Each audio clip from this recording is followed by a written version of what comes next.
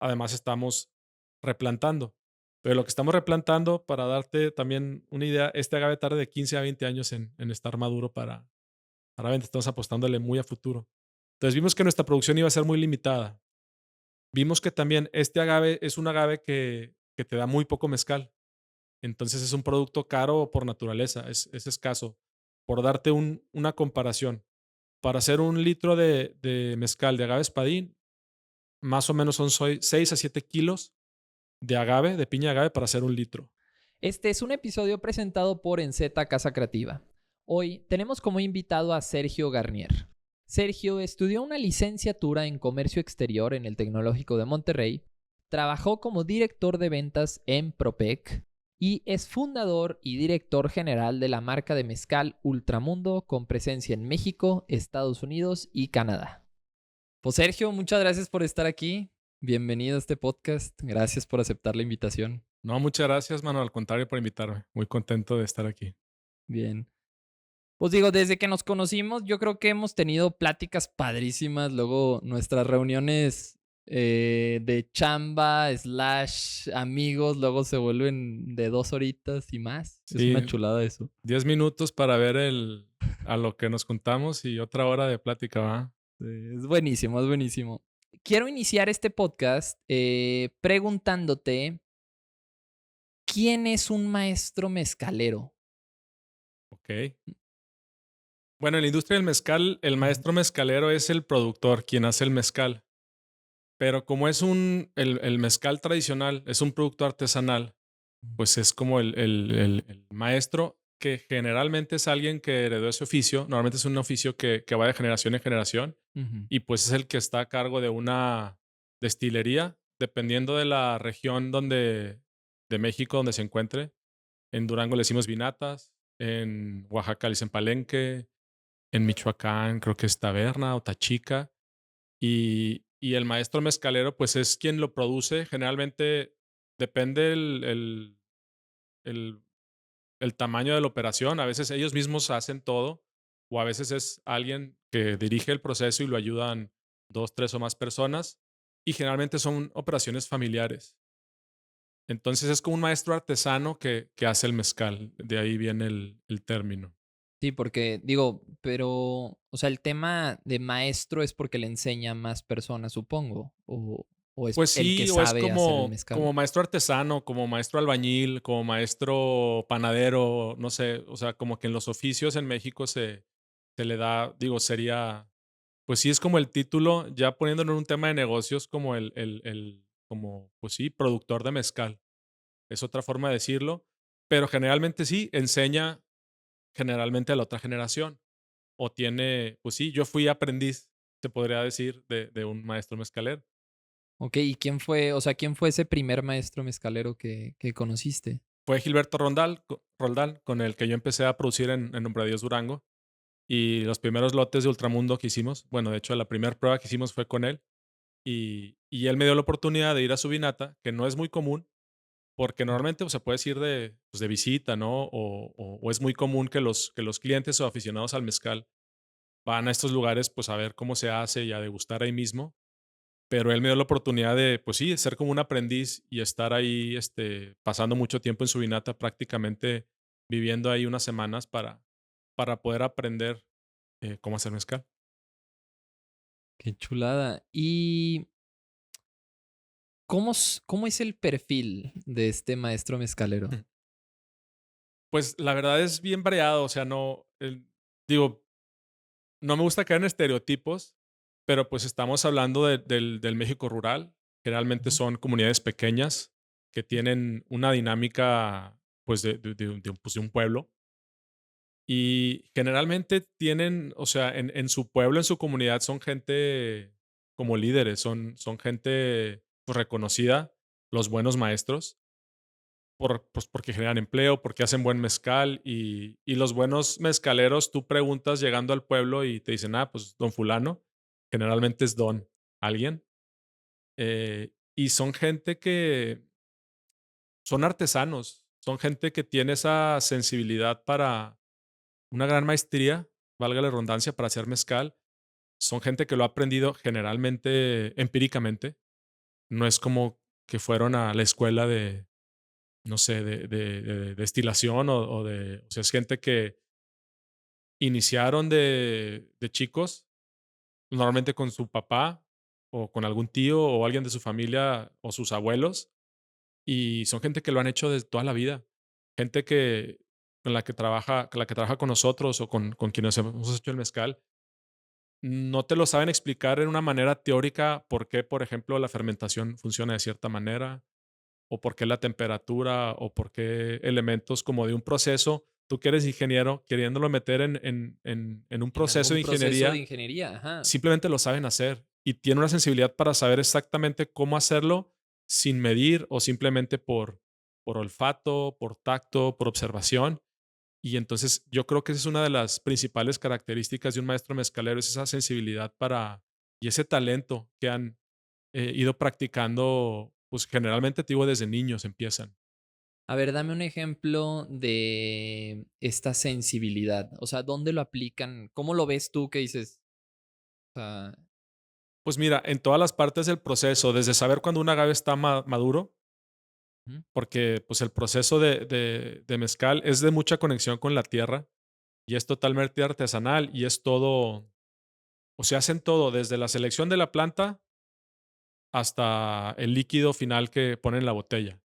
ujú, Entonces, por ejemplo, ¿cómo prender el horno? ¿Cuánta leña le echan? Pues ellos ya saben calcular o cómo viene el agave. De acuerdo a cómo ven la piña, pues es pura observación. Ya saben ver ciertas señas, pues échale más leña, menos leña, dale 3 días, dale un día más. Pero yo creo donde más, la parte más complicada del proceso y donde creo que más se ve este talento es en la fermentación, que es en la fermentación y la destilación. La fermentación generalmente es natural en el mezcal artesanal tradicional, es decir, no se inoculan levaduras como para pues, la mayoría de los destilados, que son procesos controlados. Por ejemplo, para el tequila, no ajá, todos, pero la gran mayoría del tequila que conocemos, o el vino, por ejemplo, se hace con fermentaciones controladas, generalmente en tanques de acero inoxidable, donde inoculas eh, ciertas levaduras ya de ciertas cepas y es un proceso controlado que dura ciertas horas, controlas temperaturas, etcétera. Acá son fermentaciones al aire libre donde las levaduras del medio ambiente hacen su trabajo y desde calcular cuánta agua echar, a qué temperatura, pero obviamente no tiene un termómetro, es metiendo la mano, más caliente, más fría, oliendo, por ejemplo, conforme está pasando la fermentación, esa es una de las partes, ahora que lo estoy haciendo yo, que más desafiantes ha sido, cuándo es el momento correcto de la fermentación. Y van probando y a veces por puro sabor, no, le falta más a la pila es la pila de fermentación, déjala, observar las burbujas, y decir, ya está listo para sacar. O sea, ya la fermentación, ellos deciden cuando ya la pila de fermentación está lista para pasar a destilación. Y esa es una de las partes más, pues hasta mágicas, diría yo, que tiene el maestro mezcalero para que siempre le quede bien. Porque además, como es un proceso que no es controlado, si baja la temperatura, si se eleva, si todo el medio ambiente afecta y ellos van tomando decisiones en el momento de qué hacer. Ni siquiera es un proceso estandarizado que es lo que cuando yo me di cuenta cuando estuve con Gil, aprendí. O sea, no es como que te pase una receta de así se hace. En cada lote es diferente y en cada lote van calibrando o ajustando de acuerdo a lo que van observando. La otra parte es la destilación. Igual, la temperatura, pues no hay un termómetro, no hay un medidor de presión de lo que está pasando dentro del alambique, es ponle un tronquito más a la hornilla para que eche más lumbre, el chorrito, qué tan fuerte está saliendo, las perlitas que hace las burbujitas que hace el mezcal cuando cae, ellos ya se dan una idea de qué grado de alcohol trae.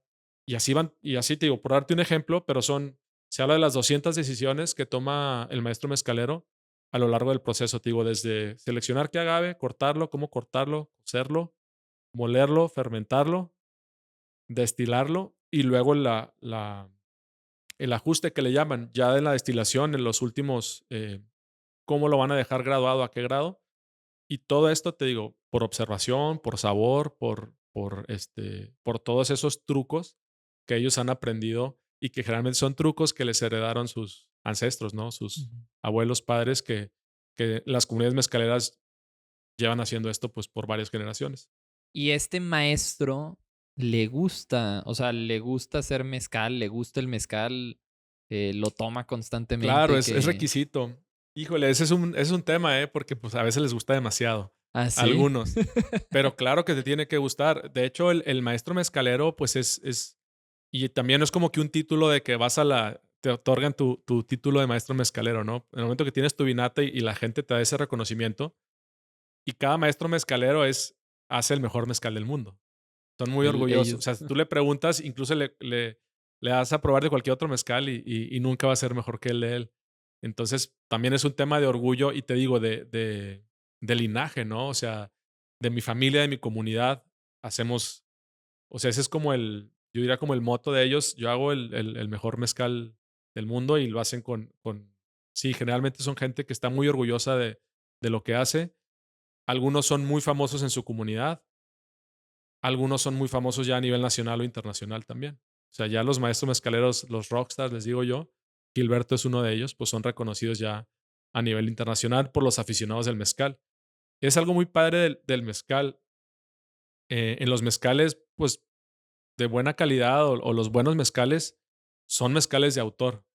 No te fijas tanto en la marca, te fijas en quién lo hizo. Y a veces tú puedes conseguirlo a granel en una botella de plástico, una botella de vidrio, o la etiqueta puede estar fea o ni siquiera tener una botella de vidrio, pero si este es un Lalo Ángeles, agave, no sé, espadín, que es el más común de allá del 2018, ¿no? O sea, ya como añadas, ya son lotes que se van reconociendo, pero el autor del mezcal es como algo muy importante en los mezcales tradicionales. y hacer un negocio en torno a esta persona o a estas personas que son, maestros mezcaleros, pues, ¿no es algo riesgoso? Bueno, ese es otro juego. O sea, fíjate, lo ideal y lo que yo les recomendaría a los que quieren probar buenos mezcales, lo ideal es que el productor sea el dueño de la marca e integre todo. No siempre es el caso, porque pues ahorita hablamos de toda la parte artesanal. Ya la parte de vender mezcal ya es otro tema, ya es otro tipo pues otro perfil, que generalmente hay maestros que lo logran ellos mismos hacer, por ejemplo, de La Locura o Real Minero, o digo, no quiero decir marcas porque se me ven muchas, pero hay muchas marcas que los mismos, la familia, son los dueños de toda porque bueno, una cosa es la producción y hay otras empresas que son envasadores o comercializadores. De hecho, así está estructurada la norma en la cadena de producción. El maestro mezcalero puede hacer el mezcal y luego vendérselo a una marca que lo envasa y lo comercializa. Y hay marcas que trabajan con muy buenos maestros mezcaleros, pero pues sí, el que lo hace. Ahora, hay marcas que no tienen, no declaran como tal un maestro mezcalero en su botella, sino es pues la marca, ¿no? Que es como lo ves, por ejemplo, en tequila. Y en mezcal está pasando eso. Pues lo ideal es que el mismo maestro mezcalero o que esté integrado la producción con la comercialización. A veces hacen alianzas con marcas o maestros que hacen, o marcas que hacen exclusividades con ciertos maestros o productores y hay de todo, ¿no? Y también depende del volumen. Hay maestros mezcaleros que producen cantidades muy limitadas, no sé, 1000, 2000, 5000 botellas al año, que para la industria es muy poco.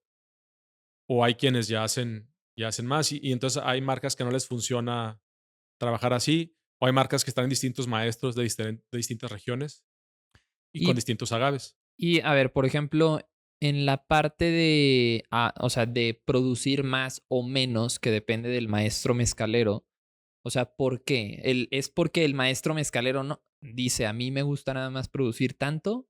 ¿O por qué unos producen más y otros menos? ¿Tienen mejor infraestructura? ¿Tienen otras cosas? ¿O cómo funciona? Pues mira, todo empieza, cada comunidad tiene un contexto diferente, ¿no? Y también para dar contexto, precisamente Oaxaca produce el 90% Del más o mezcal menos en del México. mezcal en México y en el mundo, ¿no? Porque solo México produce mezcal Okey, sí. certificado. Okey. Además, Oaxaca en sí es un mundo. Hay muchas regiones y muchas comunidades de distintos tamaños. Sí ha cambiado mucho la industria. De hecho, el hecho de decir industria y mezcal me causa un poco de conflicto porque sí, ya se volvió un producto, ya existen producciones industriales de mezcal.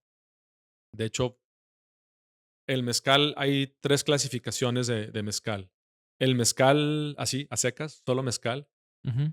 que infiere que no es artesanal. Quiere decir que ya hay, para no ponernos muy técnicos, ya hay ciertos procesos industriales en su producción. Y luego está el mezcal artesanal, que es del que Ujú. estoy hablando, que hace y ¿Qué tiene que hace un decir maestro mezcal mezcalero? Ujú. artesanal. Y luego está el mezcal ancestral, que es dentro del artesanal, uno todavía con métodos precisamente ancestrales, que para la norma implica que esté destilado en barro. O sea, son lotes todavía mucho más limitados, mucho más pequeños.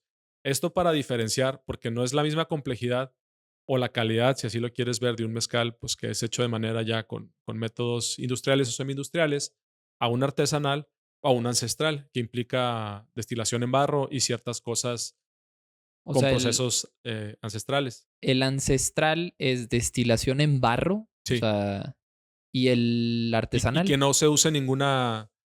Híjole, no, es que la norma está súper extensa, pero de las principales diferencias, tiene que estar destilado el artesanal, creo que en cobre, o si no se puede usar acero inoxidable, tiene que estar cocido en horno creo que de mampostería o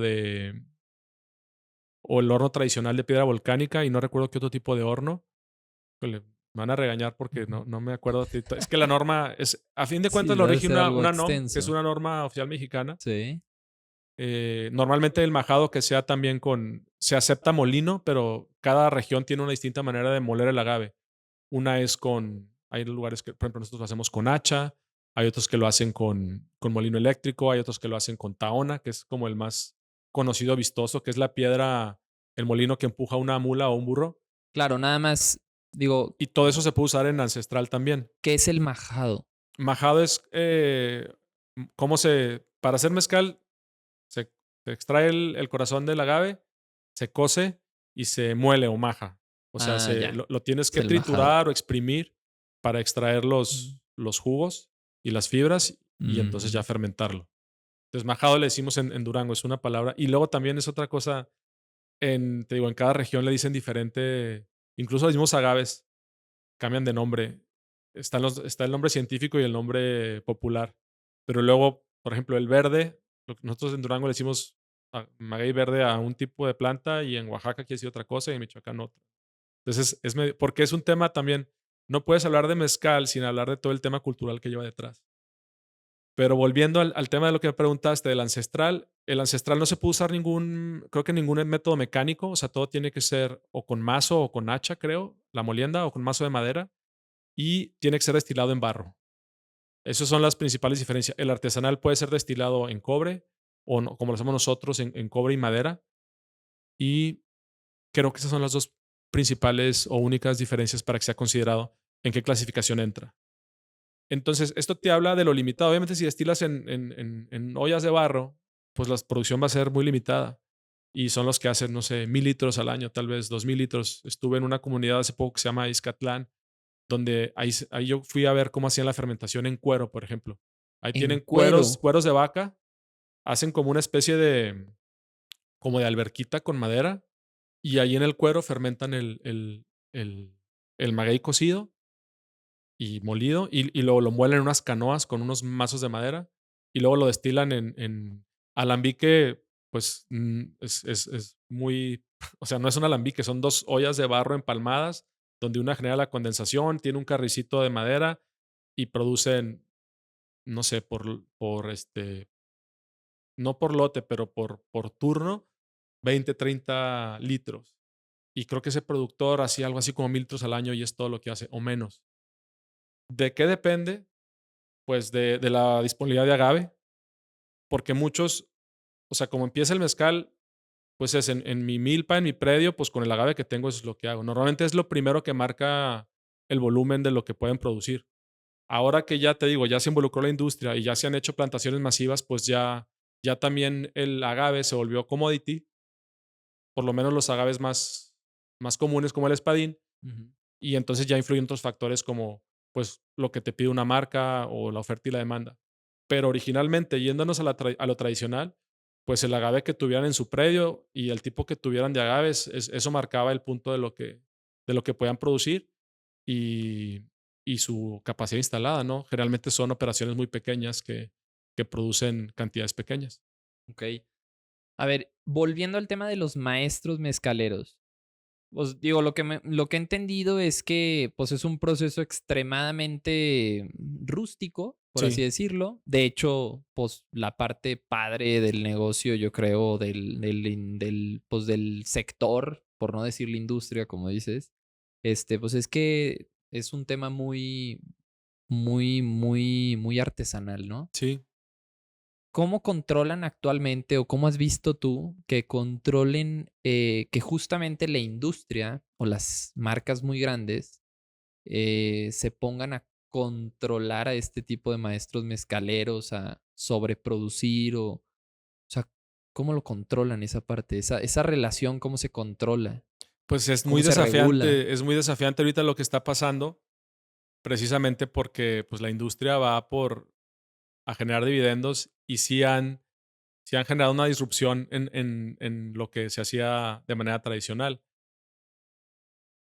La parte de agave, bueno, hay una norma oficial mexicana, ¿no? O sea, el gobierno de México, en pocas palabras, es la que regula y hay distintas partes, ¿no? Distintos departamentos, digamos. Empezando con la planta, pues es Semarnat, o sea, y CONAFOR, la Secretaría de Medio Ambiente, Sí. que son los que controlan la extracción de agave. Te digo, cada comunidad tiene un contexto distinto, pero por lo menos como lo hacemos nosotros y como lo hace la mayor parte de la gente en Durango, pues te dan tus permisos de extracción. Otra particularidad que tiene el mezcal es que mucho del mezcal se hace con agave silvestre, es decir, pues agave que no ha sido cultivado y es bien importante que se haga bajo un programa de aprovechamiento sustentable monitoreado por Semarnat. ¿Qué es, perdón por interrumpirte, pero qué Ujú. es un agave silvestre? Pues que crece solo ahí en el cerro, o sea, que no es cultivado, Ok, pues sí, que crece libremente, agave salvaje, digamos. Y el ok, cultivado, pues es ya un monocultivo como si fuera de maíz o de, no sé, algún grano, donde pues plantas agaves, haces una plantación y ya es pues, muy distinto. Cambia mucho, creo yo, cambia mucho también el producto final. Generalmente los agaves silvestres te entregan una bebida, no quiero decir de más calidad, pero sí es el caso, pero más compleja. Te habla más del terruño, ¿no? Como cuando tomas un vino tinto, te habla más de la comunidad, de la tierra donde viene, todos esos sabores. Y un mezcal cultivado, pues ya se vuelve más, más simple, más plain. Y, y eso es la diferencia. Entonces, digo, no sé qué proporción, pero como mucho del mezcal se sigue haciendo de manera silvestre, es bien importante regular esta parte de la extracción. Porque también, por otro lado, muchos dicen, pues es cultivado, es mejor. Pues no necesariamente, porque para cultivar, luego lo que tienen que hacer es deforestar zonas que ya tienen mucha diversidad para poner monocultivos de agave. Entonces, yo creo que la mejor manera es una mezcla de ambos, agave silvestre con programas de aprovechamiento bien llevados y repoblando, que es lo que estamos haciendo nosotros. Entonces, es la primera parte, ¿no? La extracción de la planta es muy importante cómo se hace y eso es Semarnat. Ahora, todo se integra eh, en, en los organismos certificadores. Hasta hace 2 años, creo, había un solo organismo, que es el Comercam, Consejo Regulador de la Calidad del Mezcal, que en términos simples, el gobierno les entrega la facultad de regular, definir qué es mezcal, qué no, y todos los procesos, auditarlos para certificar que sea mezcal. Y por eso en las botellas de mezcal certificado tú ves un holograma que dice Comercam. El año pasado o antepasado, no recuerdo, ya se rompió, digamos, este monopolio y ya hay otros 3 o 4 nuevos organismos certificadores que simplemente interpretan lo que viene en la norma oficial mexicana en cuanto a todos los procesos, desde cómo se hace, qué se permite, qué no, parámetros de calidad, de composición química del mezcal, todo eso. Y así es como se regula, te digo, pues es súper técnico, desde la planta hasta la botella. Y hay una trazabilidad de todo lo que se produce. ok. Ahorita existe un movimiento de que están saliendo, cuando pasa lo de la certificación, tristemente algunas de estas comunidades se quedan fuera de poder usar la palabra mezcal. Y yo creo que eso está mal, tiene que cambiar, porque no entraron en ciertos parámetros o no tienen la infraestructura mínima que determina la norma, lo cual pues es bien injusto porque ellos tienen haciéndolo te digo, por generaciones. Pero es una manera de prevenir que también, pues no cualquiera haga mezcal o cuidar la calidad del mezcal, precisamente, porque si no, pues corres el riesgo de que se empiece a producir mezcal o intento de mezcal que no sea de la calidad o que incluso pueda llegar a ser dañino o que no se esté haciendo de manera sustentable o responsable. Entonces, ese es uno de los desafíos. Por un lado, es un filtro también para prevenir que la industria, lo que me preguntabas, o las empresas no manipulen demasiado o no alteren demasiado pues esta parte esencial de lo que es el mezcal, que ya le pasó a tequila y que le ha pasado a otras industrias. El Claro. tequila era antes un mezcal y pues ahora ya pues es un producto muy distinto a lo que era hace 100 años. Una botella de mezcal, digo, hablando específicamente del mezcal, ¿qué sellos debe de llevar, o sea, debe de tener del gobierno? O sea, es esta certificación que Sí, supongo que es es un un, holograma que te digo, antes lo hacía solo Comercan, pero ahora ya hay hay 3 hay organismos. 4 en total, creo, que Ujú. tenga, si quieres tomar mezcal certificado, ¿verdad? Pues te fijas que en la botella tengo un holograma que certifica que es mezcal. Se supone que tú no puedes envasar una botella y ponerle mezcal si no tienes la Es certificación. la Y lo que certificación. lo determina es holograma, que incluso trae un código QR. Yo creo que es algo, desde el punto de vista del consumidor, pues muy bueno para que tengas seguridad y certeza de qué te estás tomando, ¿no? Que no tenga Mm, gato por liebre. que es como que no te den gato por liebre. ¿Por Ya, ya, qué? ya. Porque, por ejemplo, un mezcal, digamos, de espadín, que es Ujú. el agave más, es el mezcal más común. Pues en promedio una botella de un mezcal espadín comercial te puede llegar a costar, no sé, 500, 600 pesos en el súper. Una botella de un agave más especial, pues como el amparillo que hacemos nosotros, o como el tepestate, o como estos agaves, te puede llegar a costar 2,000 pesos o más una botella. Entonces, pues tú sabes cómo son pues siempre la gente que busca oportunidades, pues oye, le digo que es tepestate y lo vendo mucho más caro, ¿no? Entonces, son este tipo de situaciones, por ponerte un ejemplo, de lo que te previene el tener el holograma que trae su código QR. Entonces, es lo que tiene que traer por parte de certificación de que es mezcal. Y por otro lado, bueno, el marbete de Hacienda, del SAT, en México, eh, que es otra de las cosas bien, bien complicadas de la industria que platicamos otra vez, lo que pagas de impuestos, pues que esté en la economía formal y que se Ujú. pagaron los impuestos que se tienen que pagar para que esa botella sea considerada mezcal. Trayendo el holograma, Comercam o el organismo certificador ya revisó todo, ¿no? Desde que la etiqueta esté autorizada, la información que lleva la etiqueta, qué es seguro para tomar, que fue hecho en un organismo certificado con agave de una zona de denominación. Esa es otra cosa de la denominación de mezcal, el área geográfica donde fue hecho, Claro. donde fue producido y que todo tiene que suceder dentro del área de denominación. Ahorita son 10 estados bueno, son 10 estados donde en algunos es todo el estado y algunos ciertos municipios donde se puede producir mezcal. Entre Okey, ellos Durango, Oaxaca, Michoacán, San Luis y otros tantos. okey. Sinaloa fue el último que de hecho está todavía, creo, en temas jurídicos de discutir, porque es el más reciente que se agregó a la denominación. Okey. Y dato curioso, es la denominación de origen en extensión geográfica más grande del mundo. Generalmente son zonas, comparado, Ajá. por ejemplo, a la de champán o a la o de otras denominaciones o a la de queso Roquefort, la de mezcal es la más grande territorialmente hablando. Okey. Guau.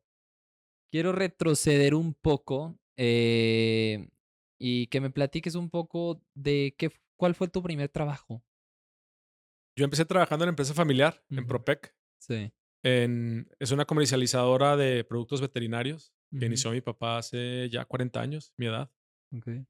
Y pues prácticamente ha sido mi único trabajo desde que estaba chiquito, pues en verano ir a trabajar ahí, desde cargar cajas a mandadero, repartidor. Y bueno, ya de manera formal, digamos, a la empresa, pues cuando me gradué de la carrera, pues estaba buscando oportunidades de trabajo, ya estaba a medio tiempo trabajando ahí en la empresa familiar y pues me invitó mi papá a trabajar, vente a trabajar y empecé como vendedor. Después ahí saqué otra línea de productos dentro de la empresa familiar y así estuve hace 4 años que se da ahora el cambio a iniciar este proyecto de Ultramundo. Sí, porque el de Ultramundo, o sea, la mezcalería, o bueno, el producto tiene ¿cuántos años? ¿4 años se Pues hizo? que salió al mercado, yo que estamos cumpliendo 4 años, empezamos en 2018 empezó como pues la parte de conceptual o Ujú. de la idea. Para 2019 ya hacer como toda ya la parte legal, ya todo el concepto de la marca. Y si mal no recuerdo, salimos al mercado ya formal en 2021. Okey, Sí. okey. Y los primeros años, perdón, estaba todavía trabajando en la empresa familiar, en Grupo Propec, y así estuve como 3 años. Y ya llegó un punto en que eh, pues ya me dediqué al 100, dejé el trabajo que tenía y me metí al 100% a Ultramundo. Okey. Tu papá es el director general de la empresa, ¿no? De Sí. Propec. ¿Qué has aprendido de tu papá? Uy, pues muchísimo. Pues la cultura de trabajo. A ver, dame De, ejemplos, como cómo es tu papá. pues mi papá es vieja escuela. Mi papá tiene 67, creo. Ujú, Estoy malo para las fechas. Eh, y pues él me enseñó a crear un negocio de la nada. Él es médico veterinario. Empezó practicando como médico veterinario, trabajando para una empresa de gobierno.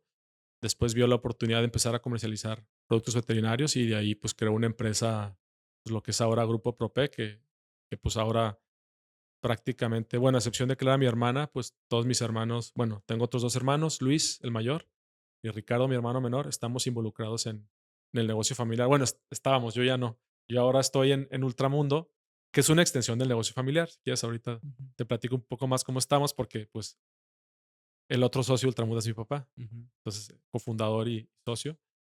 Pero pues la cultura del trabajo, desde principalmente, ¿no? Del esfuerzo, de, pues sí, del valor del trabajo, el valor de la familia, como que él siempre lo ha tenido muy claro las prioridades.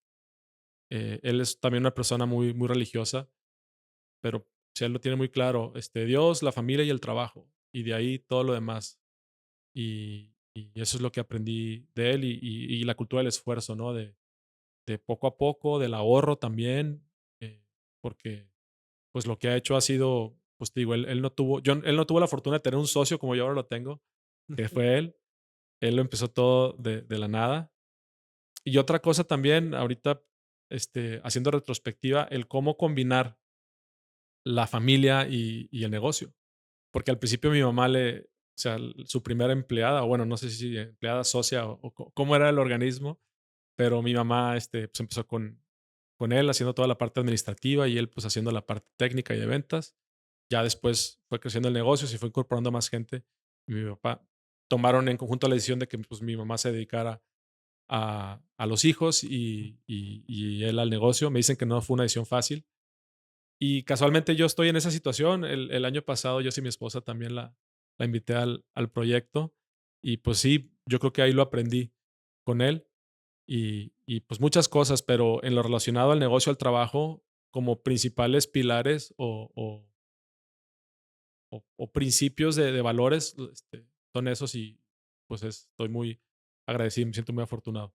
¿Qué opinas de las parejas? Digo, en tu caso acabas de mencionar que tu esposa también de alguna manera se está metiendo al negocio contigo. Sí, Eh, Digo, luego ya ves que muchas veces la gente dice, no, hombre, no trabajes con tu esposa y a tu esposa tal vez le dicen que no, no, ¿cómo vas a trabajar con tu esposo? ¿Qué opinas de esa parte? ¿Cómo es esa dinámica? ¿Te beneficia? ¿Te perjudica? pues mira, yo creo que me beneficia porque lo hice, ¿no? Si Ujú, no, si no, no lo estaría haciendo. Fíjate, para mí lo más importante era que esto no fuera solo un proyecto mío, porque pues yo estoy decidiendo emprender ya pues cuando empezamos esto a mis 35 años, ya con un hijo, y es mi principal razón de involucrarla es que no es un proyecto mío. O sea, yo lo tengo claro que es mi proyecto personal y proyecto de vida, pero no es solo mío, es algo de toda la familia y vamos juntos en esto. Creo que bien llevado fortalece la relación, se vuelve pues te digo, estamos trabajando por lo mismo, queremos construir algo entre los dos. Y yo espero también que luego mis hijos se involucren.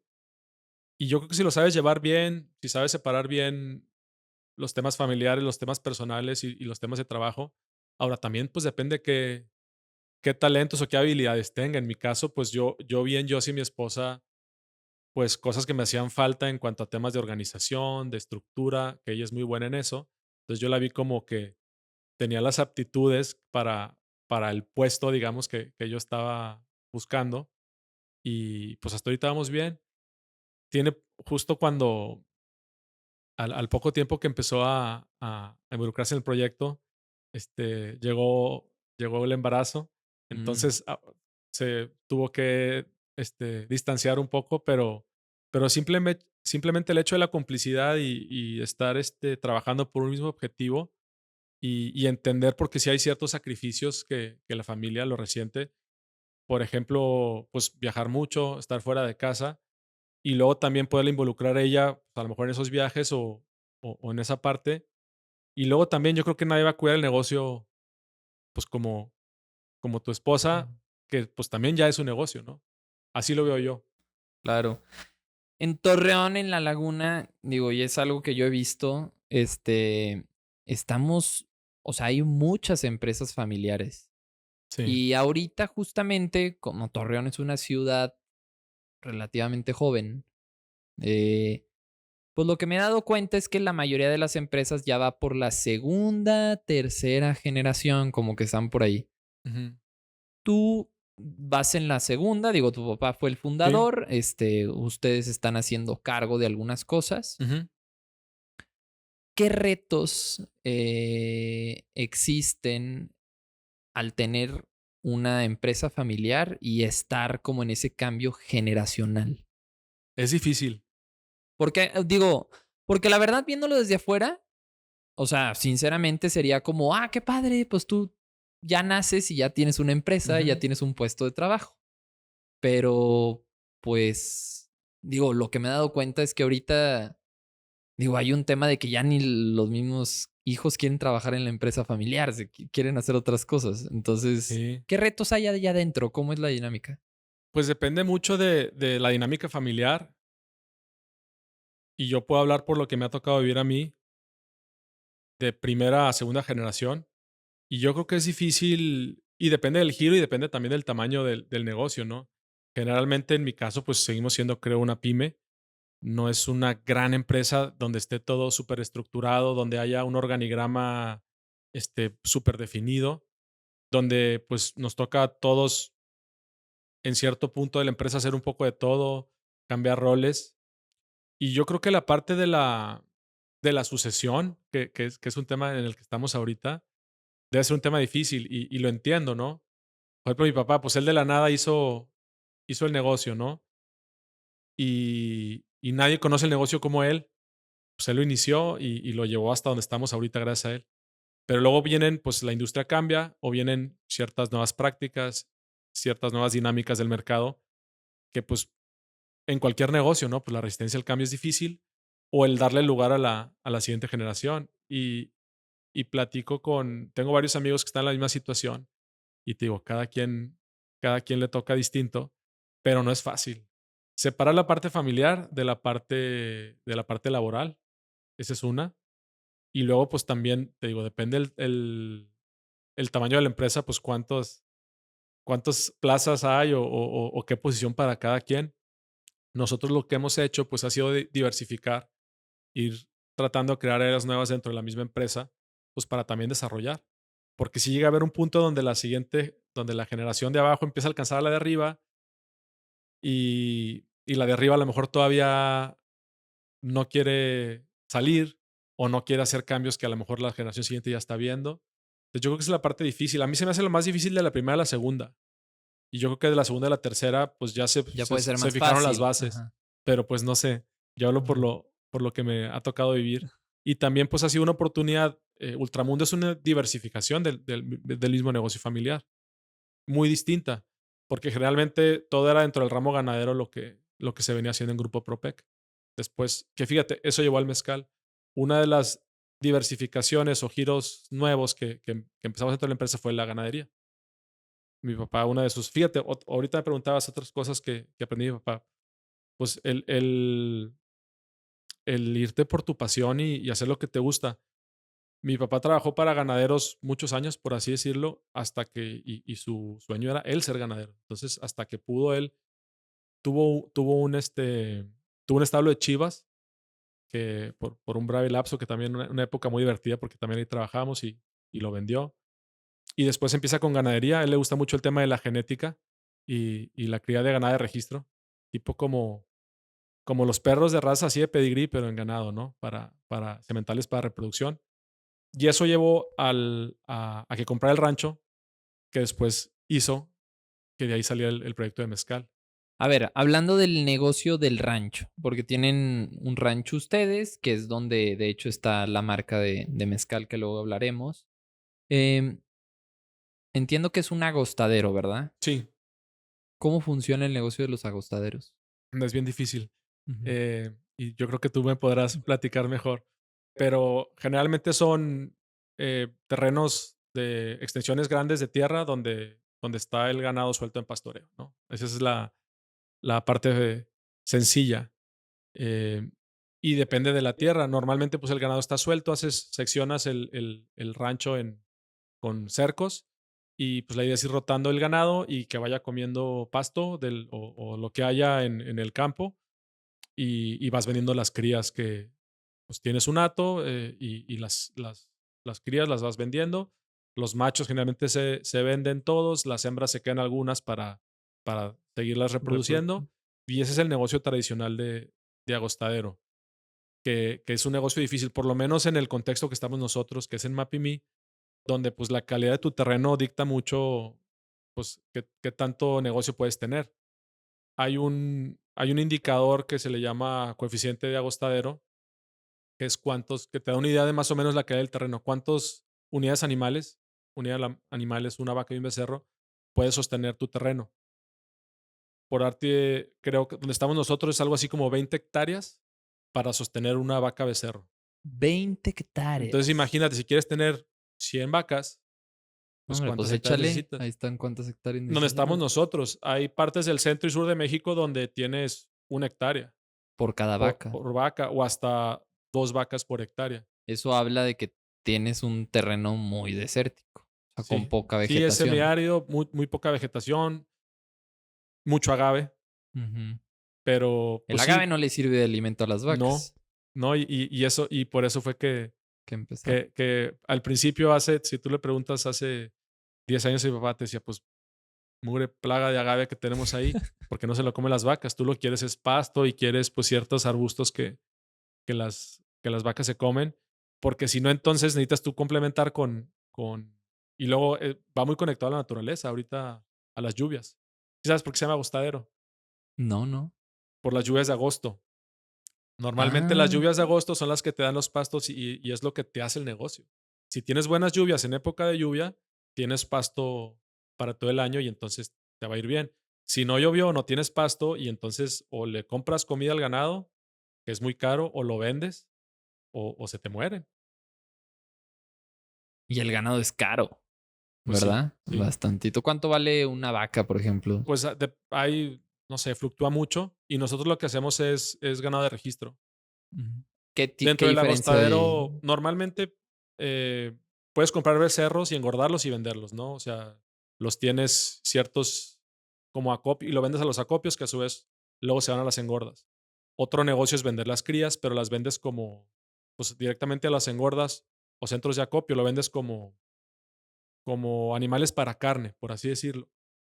Y lo que hacemos nosotros es ganado de registro, que vendes pedigrí, o sea, vendes animales de registro que son sementales para reproducción, que tienen pues un valor mayor. Ok. Pero es un tipo de ganadería más difícil, tienes muchos manejos, así como hablábamos ahorita del mezcal, pues hay muchos requisitos y muchas cosas que tienes que llevar, todos los pedigrís de los toros para venderlos.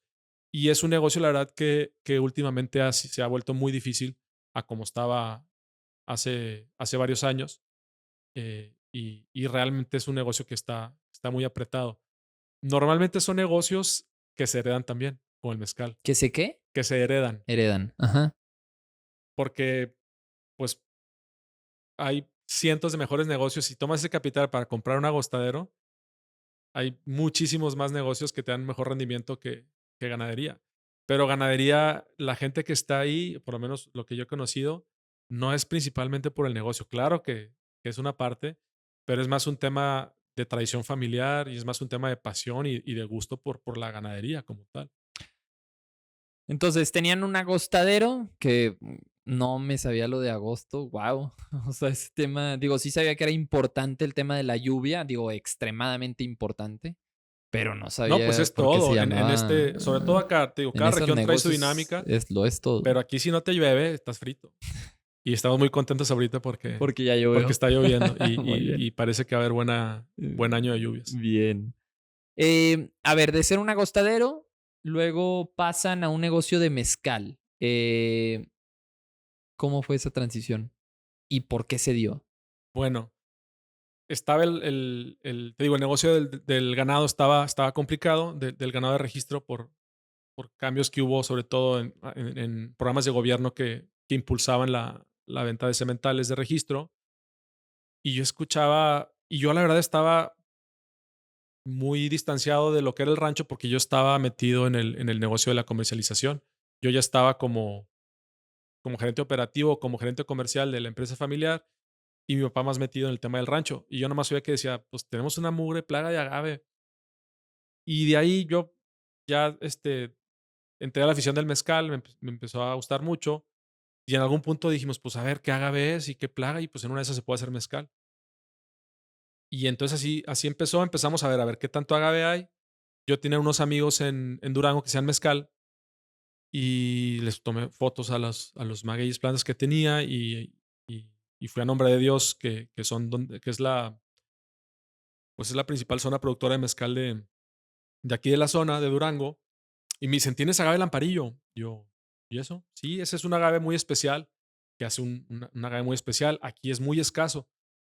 Es bien difícil de conseguir. Le dije, no, pues yo ya tengo un Un chorro. chorro. Entonces de ahí fue, ok, me gusta el mezcal. Aquí tenemos plantas que son de valor porque son escasas y me dicen que es buen mezcal. Y al principio se veía como algo que puede complementar, pues otro ingreso para el rancho, ¿no? Porque el rancho se adquirió con crédito, la idea era irlo pagando del mismo negocio Del de la mismo negocio. ganadería. Y si bien estuvo funcionando por varios años, pues el pasivo, hubo un momento en que sí se puso la situación financiera difícil, incluso estábamos considerando en venderlo. Y entonces yo dije, no, pues el tema de agave mezcal puede ser otro ingreso para el rancho y pues que el rancho se quede en la familia, ¿no? Y no lo tengamos que vender. Así empezó. Ya después, pues hicimos un lote y de ahí O todo sea, lo demás. ¿y a ti de dónde nació tu pasión por el mezcal? Porque, pues yo, por ejemplo, el mezcal lo conocí por ti, pero no era, o sea, no, pues yo tomaba tequila y ron y Pues lo que ¿de fuera, dónde? ¿no? Lo, lo, Ajá. lo, lo Sí, sí, que, lo que no quiero decir llegaba, malas una palabras, pero sí, cerveza. lo que atonte. Ajá. Pues lo probé por primera vez creo que en 2012 y me llamó mucho la atención así como que este tequila ahumado. Y luego, pues, me empecé a meter, la verdad, ya me metí hasta que yo lo vi ya como algo a lo que me podía dedicar, ya le metí más foco.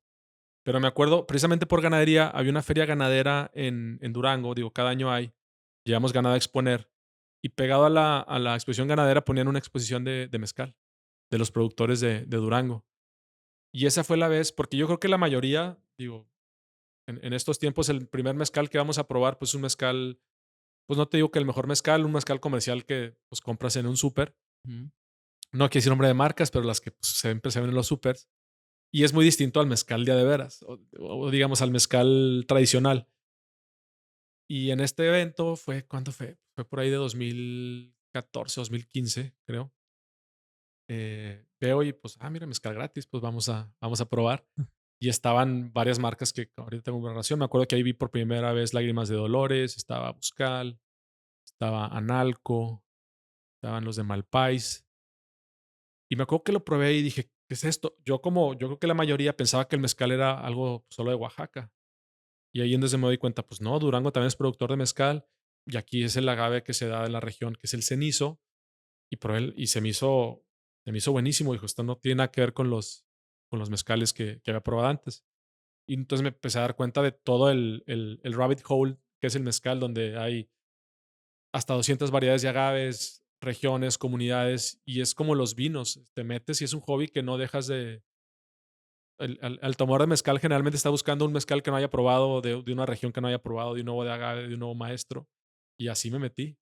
Y después se conectaron las dos cosas cuando di, oye, esto que me está gustando mucho y está padrísimo, pues en el rancho tenemos la posibilidad de hacerlo.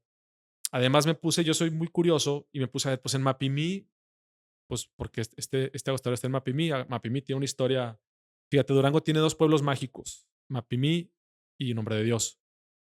Mapimí cumplió este año 425 años. Fundación, para que te des una idea de, 4 veces más que de la Torreón, bueno, de historia León. que Ajá. tiene. Y pues era una de las ciudades más prósperas del país. Era un real minero importante y entre muchas otras cosas había producción de mezcal. Muchas cosas pasaron a lo largo de la historia. El chiste es que Mapimí prácticamente se vuelve un pueblo fantasma cuando la minería o la mina de Ojuela, que era la principal, deja de funcionar. Pero me doy cuenta, oye, pues aquí en una zona mezcalera, pues podemos también retomar esa tradición de aquí, ¿no? Aquí estamos en una zona más hotolera, era más lo que se producía en el área de desierto de Chihuahua, pero también mezcal. Y de hecho decidí, también tenemos mucho sotol, que es otra planta, la Cirilion. Pero decidimos empezar por el mezcal porque vi como comercialmente una mejores probabilidades de tener éxito con mezcal y luego empezar con sotol, que es lo que vamos a hacer. Pero entonces se juntó todo. Pues el terreno, algo que me gusta, el arraigo que ya hay aquí en la comunidad. También vi, pues ahorita hablamos de los negocios de agostadero. La economía de Mapimí está bien difícil porque pues son agostaderos que pues los empleos son trabajando pues de la gente que vive ahí pues como vaqueros o ayudando en los ranchos. Lo poco que hay de minería y no hay mucho más economía o fuentes de empleo. Entonces también dije, pues esto es algo que puede, digo, a lo mejor me estoy viendo muy ambicioso y viendo muy a la larga, pero yo creo que también es algo que puede generar bienestar y puede detonar un círculo virtuoso para Mapimí. Entonces, digo, se juntó todo y digo, me extiendo mucho, pero todo eso vi en ese momento cuando dije, pues no es solo mi proyecto va a ser mezcal. Creo que es algo que puede tener mucha repercusión cultural y tradicionalmente, rescatando algo que ya se hacía y también para la comunidad puede ser algo que puede ser muy interesante. Y lo está haciendo porque ya hay otras personas que lo están empezando a hacer en la región. ¿Y por qué se te ocurrió el nombre de Ultramundo? ¿De dónde salió ese nombre de la marca? Bueno, es una alusión a la zona del silencio. Ujú. Eh, no sé si han escuchado de la zona del silencio, pero es algo, pues es muy famoso. Hay muchas leyendas urbanas acerca de la zona del silencio que está muy cerca de nuestro rancho. Y entonces, bueno, por una parte está todo lo que hablábamos ahorita de lo que es el mezcal, ¿no? El líquido, hacerlo, la bebida. Pero por otro lado, y es unas partes que también disfruté mucho del proceso, pues hay que crear la marca, el concepto y sobre todo qué historia quieres contar con la marca. Entonces nosotros decidimos contar la historia de Mapimí como esta área natural protegida, la reserva de la biosfera de Mapimí y específicamente de la zona del silencio que está dentro de la biosfera. Entonces, Ultramundo se traduce literalmente a más allá de este mundo o fuera de este mundo, en alusión a todas esas leyendas urbanas o a todo ese folclore que creen que la zona del silencio es un portal a otros mundos. Entonces de ahí viene todo y también buscar crear algo distinto a lo que ya estaba contando en la mayoría de las marcas de mezcal que ya veía, pues como que la parte tradicional, la parte como muy de folclore mexicano clásico, digamos, tradicional. Y yo con Ultramundo en la parte de branding o de concepto de imagen quería manejar algo también mexicano, original, que contara la historia de nuestra región, eligiendo la zona del silencio como ese elemento principal de mi marca y toda la biodiversidad que hay en la zona del silencio. Y, pero a la vez, te digo, contemporánea, moderna y que fuera distinto, ¿no? El agave lamparillo es de los más raros con el que trabajamos, de los más exóticos, de los más únicos. Entonces también quise llevar eso a la marca, que fuera un poquito disruptiva a lo que tradicionalmente pues ves en otras marcas, ¿no? Para diferenciarnos. Ya entrando en la parte de marketing, ¿no? Ujú. O de mercadólogo. Okey, okey. Y, o sea, después de digo, o sea, ya tienen ahorita tienen una vinata ya en el rancho. Sí, ya Mm, empezamos la, o sea, ya tienes la una vinata y destilería. todo eso. Ahorita me gustaría profundizar en ese tema. Antes de eso, ¿a cuánto queda el rancho de tu casa? De mi casa son 2 horas, 2 horas y media, Entonces, te dependiendo cómo quedas esté la allá terracería. a dormir. ¿Cómo es tu rutina semanal ahorita que ya tienes que Híjole, es un ir y desmadre venir? porque ha cambiado a lo largo del proyecto. Porque primero fue, pues, la parte pues, cambia. Y luego ahora que tenemos un recién nacido en casa, pues, Ujú. pero ahorita normalmente me la paso 2, 3 días en el rancho a la semana. Normalmente voy y me quedo. Si tengo trabajo acá, pues me quedo una noche. Entonces, pues voy y me llevo pues la comida y todo lo que voy a necesitar. Digo, ya tenemos una casa y pues me llevo lo que voy a necesitar por los días que me vaya a quedar ¿Y te vas tú y solo? regreso. Normalmente me voy solo. Te vas tú solo. Entonces, digo, de alguna manera pasas bastante tiempo solo. ¿Cómo es un día normal allá? O sea, ¿a qué horas te levantas? Porque quiero pensar que no hay mucho ruido de la ciudad, pues estás No, en medio de la la verdad nada. es algo que valoro mucho de estar allá. Ujú.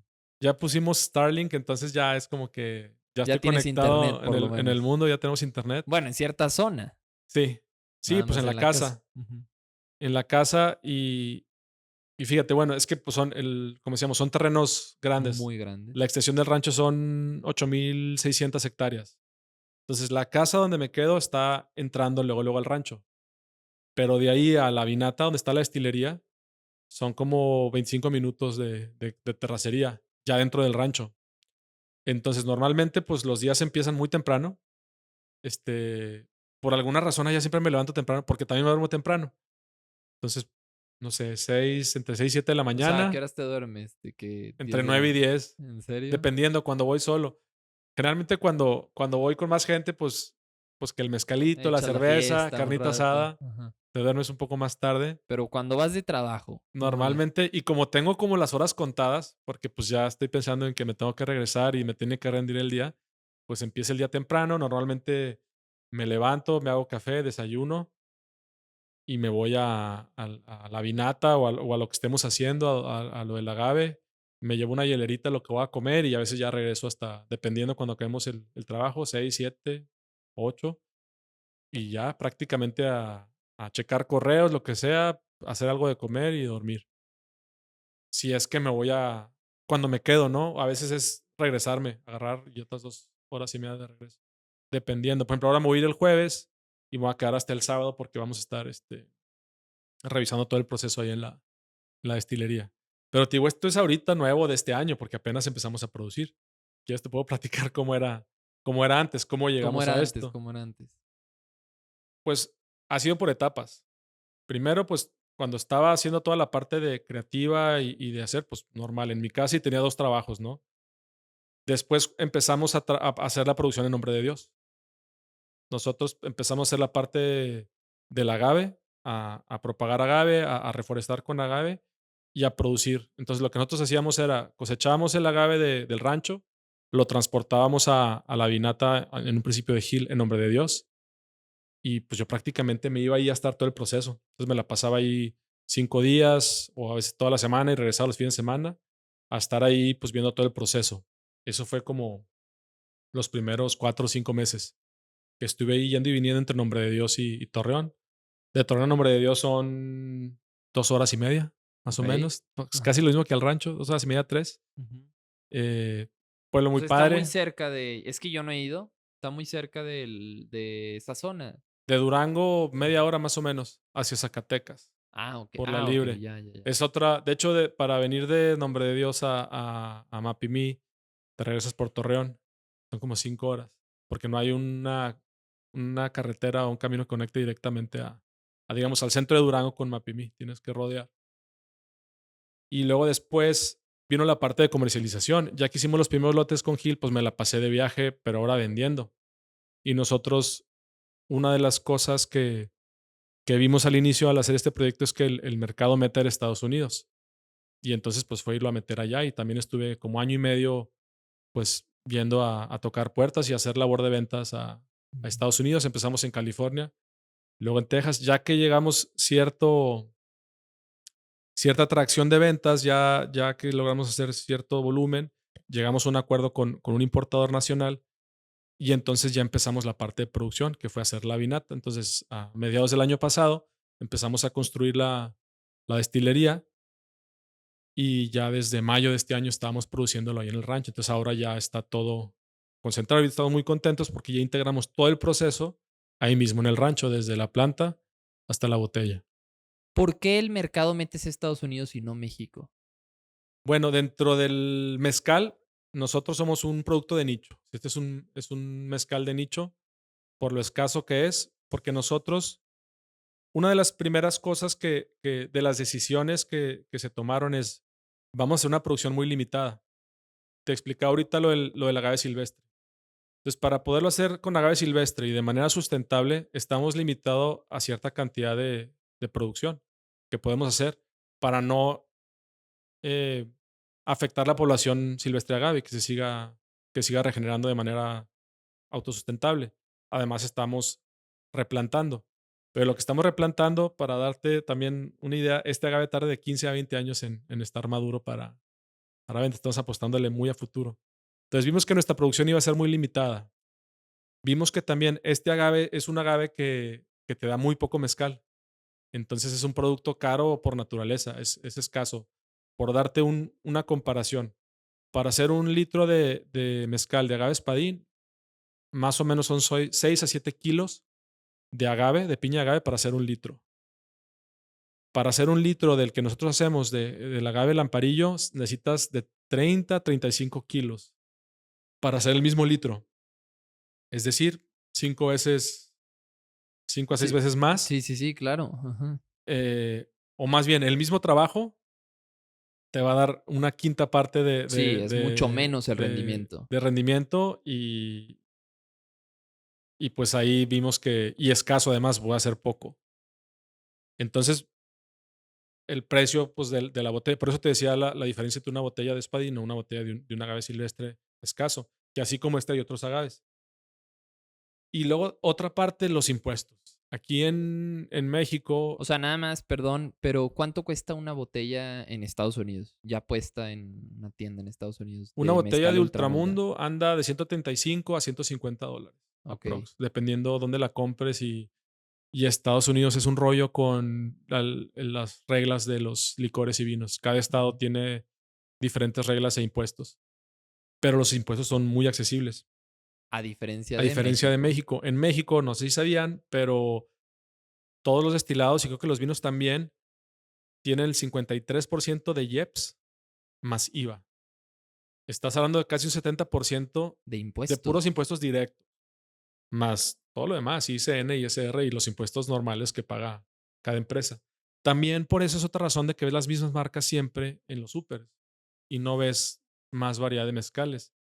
Entonces, viendo esos dos factores y viendo también, pues obviamente el poder adquisitivo del principal mercado del mundo, que es Estados Unidos, además de que el mezcal en Estados Unidos está creciendo mucho. De hecho, ya se consume más mezcal en Estados Unidos que en México. Ya creo que traen como no sé si ya llegó el 60% de cifra de negocio de mezcal se hace en Estados Unidos. Entonces, como que fue pues muy obvio. También vendemos en México, pero más del 90%, 95% de nuestra Lo venta vendes, es en lo Estados exportas. Unidos. Se exporta a Estados Unidos y ya empezamos también en Europa, O sea, en Estados Unidos tú pagas menos impuestos que en México. mucho menos. Mucho Digo, es menos. algo así como el 8%. ¿Y por qué? ¿Por qué es eso en México? O sea, el gobierno, perdón, protege a los ciudadanos de que no sean alcohólicos o Pues no qué. entiendo. Yo creo que es algo así como el impuesto a los cigarros, como el IEPS a los cigarros, como por ¿Cuánto un tema de es, salud. por ejemplo, a los cigarros, sabes cuánto es? No sé, la verdad, pero ha de ser algo así. Y Ok. que creo que eso fue más reciente, ¿no? Porque me acuerdo que los cigarros hace pocos años de repente subió el precio muchísimo por los impuestos. Creo que es desde perspectiva de salud pública, no sé, pero yo creo, y bueno, es otra de las ambiciones que tengo y estamos con un grupo de productores intentando que se le dé un trato distinto, por lo menos a los mezcales tradicionales o a los productos artesanales. Yo creo que para un producto industrial, no sé, voy a decir un vodka industrial, pues yo creo que el mezcal artesanal de cierta región que hacen ciertas familias debe de traer pues una carga impositiva distinta, porque a fin de cuentas los afectados son estos productores que los obligan a quedarse en la economía informal o lo que decías ahorita, a tener que buscar una marca que les compre a granel para ellos hacer toda la parte La de friega de producción, de porque producir. porque tienen que ser escalas muy grandes. A veces las marcas tienen que acopiar de distintos productores pequeños para hacer un volumen de escala interesante para poder lidiar con toda esta carga de impuestos y que la botella, que yo no sé cómo le hacen o qué producto den para que te cueste 500, 600 pesos en el súper. O sea, no es Considerando los impuestos más todos los costos de más los márgenes que llevan los intermediarios, ¿no? La tienda donde lo compraste, distribución, etcétera. o sea, en México no es viable sacar un mezcal, o sea, como primer producto y meterlo a cualquier tienda de servicios. Pues sí se puede, pero vas a tener Un l precio altísimo. pues sí, tus costos, tus márgenes van a estar muy muy castigados, sobre todo si quieres hacerlo de manera artesanal, está difícil. No existe todavía, es otra de las razones, ya, hay no te digo que no exista en México, pero ya es mucho mayor la cultura de mezcal en Estados Unidos, de buscar estos productos y pagar $100, $150 por una botella de mezcal, si es un mezcal que realmente ellos consideran de buena calidad. En México hay muy poca gente todavía, está creciendo, pero hay muy poca gente que va a pagar lo equivalente por una botella de mezcal aquí O sí, que sería en ese México. el costo o cuánto sería el costo de una botella en México de Ultramundo. Anda alrededor de los 2,000, $2,200. Wow, es caro. Digo, Sí. pues alto, es un Pues precio no hay alto. mucha gente que pague eso por una botella de mezcal. Yo les digo, es un mezcal para los que les gusta mucho el mezcal, ¿no? Para los aficionados al mezcal que sí saben o que sí están en toda esta, pues sí, en esta dinámica de los productores, los agaves, y entienden el porqué, todo lo que hay detrás de una botella de mezcal, de este precio y lo pagan con gusto. Claro. Bueno, yéndome un poco de nuevo al Rancho Pelayo, que es el agostadero. Este, la gente con la que trabajas ahí, tu equipo de producción, pues es gente que está, o sea, es gente supongo, pueblos aledaños al rancho, porque pues son ranchos muy grandes y que están muy alejados de la ciudad. Este, ¿Qué diferencia hay de trabajar con esas personas que incluso, pues hay veces que tienen un acceso a internet, ya y tienen acceso a internet, a trabajar con gente de la ciudad? ¿Hay alguna diferencia? Es otro mundo. O sea, el México rural es otro mundo. A los que hemos estado siempre en ciudad, a mí que me tocó ir de misiones fue donde me di cuenta que existía ese México, ¿no? Cuando estaba en secundaria. Y es otro, pues sí, es una realidad muy distinta. Desde el punto de vista logístico es bien desafiante porque la gente que trabaja en la producción del mezcal, ahorita estoy muy contento porque pues ya generamos, ya hay 8 familias ahí que están, 9 familias ya en el tema de producción de mezcal. O sea, bueno, de O empleados sea, y por ahí, 9 nueve empleados empleados. que De tienen ahí de su Mapimí, familia. específicamente del ejido 30 de noviembre, que es el ejido contiguo al Agostadero. Es la población más cercana. Es una población que, híjole, no sé si vivirán más de, a lo mucho, 150, 200 personas que no tienen acceso pues a nada. O sea, bueno, tienen, creo que sí tienen electricidad, tienen agua, pero pues estás hablando que pues no está pavimentado. Es gente que una realidad muy distinta y a mí también es una de las cosas que me entusiasma mucho de poderles dar una fuente de empleo a esas personas, porque son gentes que o como en muchas comunidades rurales o emigran a Estados Unidos y tienen que estar lejos de su familia o pues traen trabajos informales ahí de lo que puedan conseguir de ayudando en un rancho o en minería o, o poquito ganado que tengan ellos, porque aparte aquí estamos hablando de una zona donde pues no es como que puedes cultivar. En el México rural, por ejemplo, de Oaxaca o de otras partes del sur, pues tienen un clima que les permite tener una parcelita y como quiera pueden pues cultivar maíz, tener unos animales. Acá no, no llueve. O sea, ¿A qué se acá no puedes plantar dedica de a qué se temporal. dedica esa gente normalmente? Pues lo que te digo, trabajan en algún rancho, en un trabajo pues de vaqueros o en la construcción, o se tienen que ir a Torreón o a una ciudad a buscar trabajo, o emigran a Estados Unidos. Se tienen que ir de su comunidad. Entonces ahora, pues esta gente, nosotros le estamos, la gente que vive ahí, te digo, entran el lunes, se quedan, nosotros tenemos ahí pues una casa que equipamos para ellos, les pusimos acceso a internet. Muchos pues ahí ya tienen internet, que a lo mejor en su casa no tenían. em, y pues poco a poco les vamos dando las mayores comodidades que tenemos para que trabajen de lunes a viernes y toman sábado y domingo descanso. Y estamos ahorita logrando, que es una parte bien difícil porque el proceso del mezcal no para. Entonces a la hora de escalonar los turnos estamos encontrando la manera de cómo hacerlo sin que la gente tenga que estar ahí tanto tiempo, ¿no? Entonces para que trabajen 5 días y descansen dos. Y ha sido de las partes más difíciles, porque no todo el mundo se quiere ir 5 días, o sea, no es un trabajo normal. Sí. Empezamos con gente de Mapimí, o sea, estamos hablando de Mapimí municipio y está como el pueblo o ciudad de Mapimí. Del Mapimí al rancho es como 1 hora y fracción, como 1 hora y media. Y la gente de Mapimí, que ya es, entre comillas, ciudad, es gente que no, pues batalló más para adaptarse. Normalmente al principio no se quedaban, duraban 1 semana, 2 semanas y se regresaban. Y la gente del 30 de noviembre del ejido más aledaño, pues es la gente pues que ya está acostumbrada a la vida de campo y pues les ha gustado el trabajo. También están muy contentos de estar aprendiendo un nuevo oficio, que es hacer mezcal, que le estamos enseñando ahí. Ok. ¿Por qué dicen, digo, he escuchado que tú luego mencionas que el negocio del mezcal es sexy? ¿Por qué? ¿Por qué dicen eso? Bueno, está sexy ahorita porque pues mucha gente, está haciendo mezcal, te va a hacer millonario. O sea, Ajá, que porque ese es ven el tema. O sea, ese es porque que no es el caso. yo he escuchado, Ujú.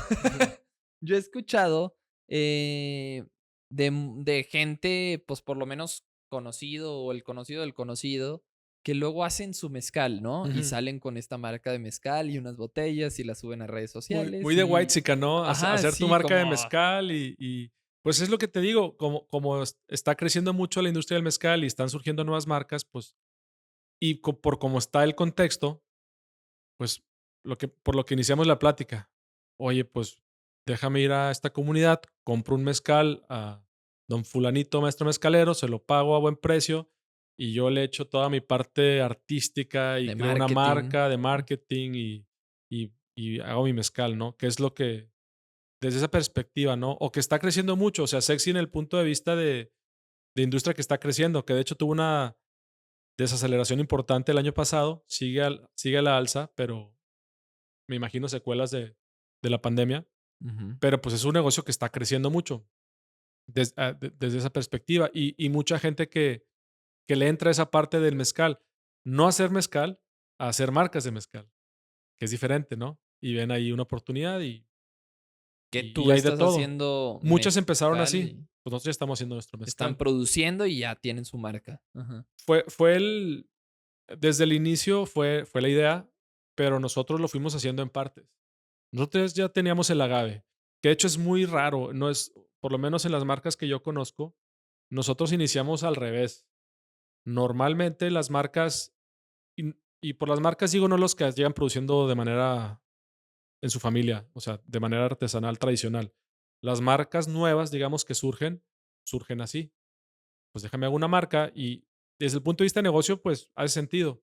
No tengo que invertir pues en En producción, infraestructura para en toda la producir. infraestructura, en gente. Ajá. Yo voy a llegar, Lo pruebo. compro un producto, hago una buena curaduría tal vez, hago un convenio con un buen productor y pues está fácil, compro un lote, lo envaso y lo vendo. Y lo vendo y compro otro, ¿no? Desde el punto de vista de comercialización, pues suena como un negocio interesante. A todo el mundo le gusta el mezcal, pues déjame hago una marca que esté padre y que traiga seleccione un buen líquido, un buen jugo, le pongo una botella bonita, una etiqueta, y así empiezan muchas marcas que luego crecen a cierto punto, insisto, no diré nombres, de luego pues ya, y la mayoría sí se quedan, ¿eh? Hay muchas marcas muy grandes que te sorprendería que no tienen ni un agave, ni una vinata, ni un empleado de producción. Todos son contratos que se los hacen otros productores y ellos se dedican a hacer la comercialización. Generalmente las marcas van creciendo y luego ya o invierten en una destilería o se asocian con el productor y luego ya algunas llegan, que es muy raro, a plantar agave. Acuérdate los eslabones de la cadena. Se empieza en el agave y la última parte es la comercialización, la Ujú. marca. Nosotros tenemos al revés. Nosotros tenemos el agave y normalmente los que producen agave se dedican a producir agave. Ya como negocio, insisto, haciendo paréntesis de los que en su comunidad, en su mismo terreno, tienen su vinata, su agave y ahí hacen todo. Ya los que han ido creciendo y que ya cultivan agave se dedican a cultivar agave y se lo dedican a vender como commodity a los que hacen mezcal. Y los que hacen mezcal hacen mezcal. Se lo venden, te digo, no todos, pero creo que es lo más común en la industria. Se lo venden a un comercializador, a un envasador. Y así, nosotros desde el principio quisimos, tenemos el agave, vamos a hacer nuestro propio mezcal, pero lo fuimos haciendo poco a poco. Entonces, primero nuestro agave lo produjimos con otros, con distintos productores, empezando con Gil, siempre buscando hacer nosotros nuestra propia producción. Por eso, desde que iniciamos, yo me fui a, a- a estar en el proceso. Incluso aunque no lo hacíamos nosotros en nuestra propia destilería, yo participaba en la producción. Digo, participaba en picar piñas y en estar ahí, pero ir aprendiendo y ir encontrando nuestro perfil, se llama, que partes del proceso ya hacíamos nosotros, indistinto de con qué productor trabajáramos, cómo lo queríamos hacer nosotros, darle nuestro toque para nuestro toque de Ultramundo. Y todo ese aprendizaje o todo eso que, pues sí, todo eso que aprendimos en los primeros 3 años, ahora ya está en nuestra propia destilería donde todos ya hacemos todo el proceso y ahí vimos en base. Bien. Háblame del tema de la sustentabilidad. A ver, tienes o sea, ustedes en el rancho tienen su vinata y todo, ¿no? Tienen 8,000 hectáreas, mencionaste hace rato. Eh, ¿Cómo le haces digo, entiendo el agave, el amparillo, Ujú. está silvestre. Sí, eh, y bueno, yo siempre he tenido el chip súper así del tema de la sustentabilidad por lo que estudié y todo este tema de una repetición. Eh, pero, por ejemplo, o sea, cuando están produciendo y están cortando tanto mezcal, ¿cómo saben cómo no se les va a acabar todo ese agave lamparillo silvestre? En primer lugar, ¿cómo lo mediste? ¿Qué tipo de estudio hiciste? Si hiciste algún estudio. sí. Y segundo, entiendo que ahorita lo mencionaste, que están volviendo a sembrar, pero son 20 años. ¿Cómo Ujú. lo calculas? Bueno, primero quiero iniciar por decir que no existe mezcal sustentable desde el punto de vista estricto de lo que es la sustentabilidad, porque la huella de carbón que se hace desde cómo se produce a todo pues no es sustentable. Eso es la realidad. Estamos buscando hacer las mejores prácticas posibles y reducir al máximo nuestra huella. La parte de agave sí es sustentable.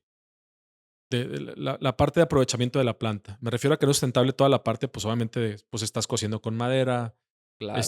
lo estás enviando por avión a largas distancias. La botella de vidrio, fíjate, cuando empezamos a hacer, porque yo me quiero certificar en zero carbon, no sé cómo se Ujú. diga, o sea, cero carbón, Sí, o carbon sí, neutral, sí, como que no emites, o por lo menos que lo que emites lo o sea, que quedas transformes, tablas, digamos, de quedas lo que tablas. Ajá. capturas y lo que emites de carbón. Y Sí. lo vamos a lograr.